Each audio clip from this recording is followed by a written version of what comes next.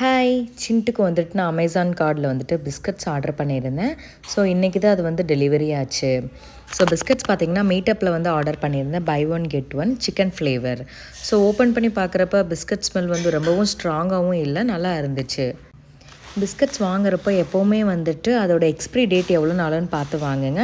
அப்புறம் வந்து ஓப்பன் பண்ணுறப்ப மேலே வந்து அந்த ஷீல்டு இருக்கான்னு பாருங்கள். அப்படி இல்லை அப்படின்னா நீங்கள் ரிட்டர்ன் பண்ணி அமேசானில் நியூ ப்ராடக்ட்ஸ் நீங்கள் வாங்கிக்கலாம். பிஸ்கட்ஸ் வந்து சீல்டாக இருந்துச்சு அப்படின்னா ரொம்பவே க்ரன்ச்சினஸ் இருக்கும். ஸோ ஒருவேளை சீல்டாக இல்லை அப்படின்னு பார்த்தீங்கன்னா கொஞ்சம் நமத்து போன மாதிரி இருக்கும். பிஸ்கட்ஸ் நமத்துருச்சு அப்படின்னா நீங்கள் கொடுத்தீங்கன்னா க்ரன்ச்சினஸ் இருக்கிறதுனால மோஸ்ட்லி சாப்பிட மாட்டாங்க. ட்ரீட்ஸ் எப்போவுமே வந்துட்டு கம்மியாகவே கொடுங்க.